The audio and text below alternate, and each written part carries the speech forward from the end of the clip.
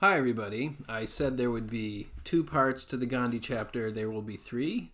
We have a puppy. Her name is Lola.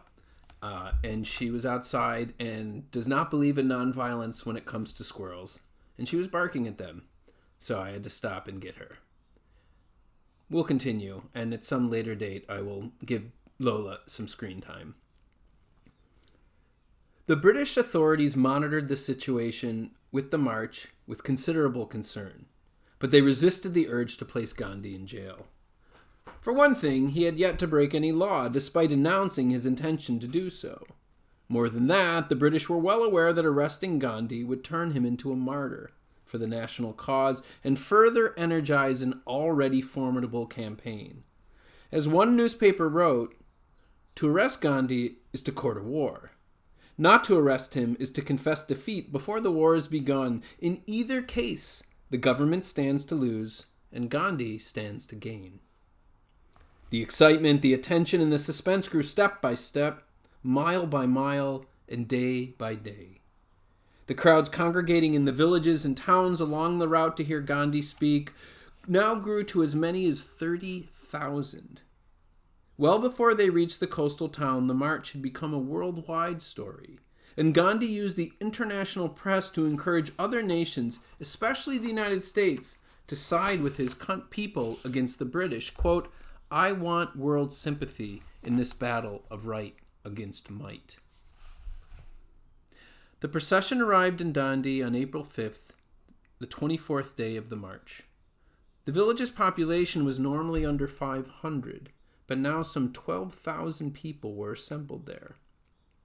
At 6 the next morning, after a sleepless night of prayer, Gandhi entered the sea to purify himself in its waters.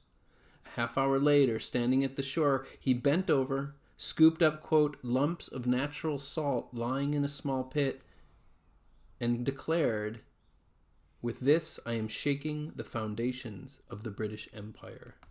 And here's a picture of this simple act. There's Gandhi, bending over, picking up salt. The caption says, "Through this simple, defiant act of making salt himself, Gandhi challenged British rule in India." The poet Sarojini Naidu, who had traveled to Dandi to witness the event, called out, "Hail, lawbreaker!" It was as if Gandhi had challenged his people to join him in an outrageous dare, only to wait 24 days before completing his enticing 1, 2, with a final delirious 3. Because just like that, thousands upon thousands of his countrymen, eagerly wading up and down India's lengthy coastline, began to gather salt water in order to dry it and manufacture salt themselves. The arrests began. Members of India's Congress Party were arrested for making salt in pans on the roof of its Bombay headquarters. Jawaharlal Nehru, soon to be arrested himself, described the sudden action of the masses by observing, quote, "It seemed as though a spring had suddenly been released." Not only did disobedience spread, that is, civil disobedience, the forms of nonviolent resistance multiplied. In towns and cities far from the coast, boycotts of foreign textiles began. Officials resigned in large numbers. Shops were shuttered and kept closed. Demonstrations were held. People refused to pay taxes. Soon, satyagraha was being practiced in every Indian province, with women and the poor and inhabitants of the country's southern regions, all of whom had little, if any, role in previous campaigns, now taking part. And virtually all of it remained nonviolent, even after Gandhi, one of 90,000 people to be arrested, was finally taken into custody on May 5th. That's almost a month later. Just like he hoped, nonviolent resistance had united the country against the British. All of India showed that without the consent of the governed, the ruling party has no power at all. And that's a crucial notion in what we can call the dynamics of nonviolence that we'll see throughout this book.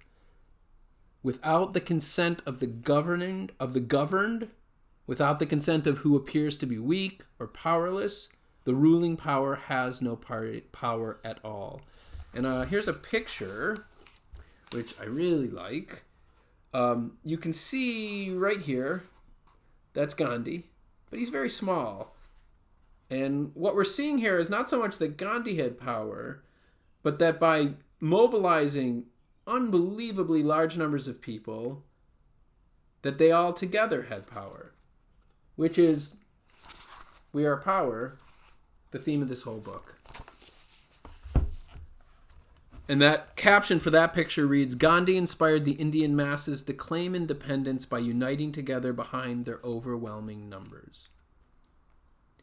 At 2:30 p.m. on February 17th, 1931, Gandhi, recently freed from prison, walked up the steps of the Viceroy's palace to meet with Lord Irwin.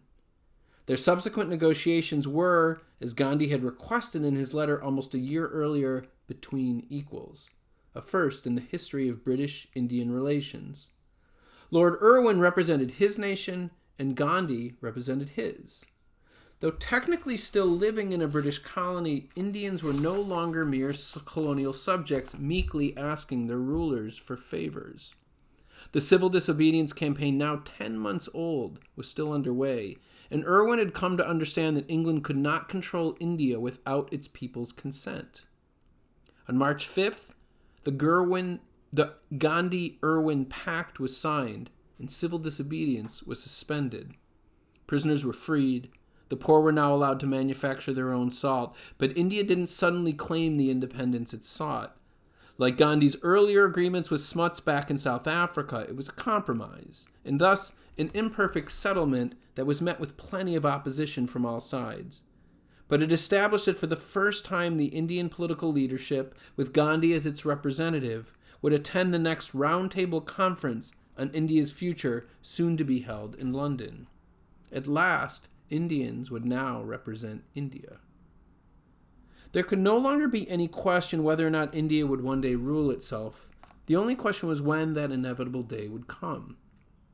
And unlike so many other colonies around the world in Asia, Africa, South America, that had already won or one day would win their freedom only through long, hard, and bloody wars against colonial forces, India would claim its independence using just a single weapon, the sword of Satyagraha. Gandhi and the people of India had shown in his words that, quote, nonviolence is the greatest force at the disposal of mankind. It is mightier than the mightiest weapon of destruction devised by the ingenuity of man. Gandhi didn't invent nonviolent activism by any means.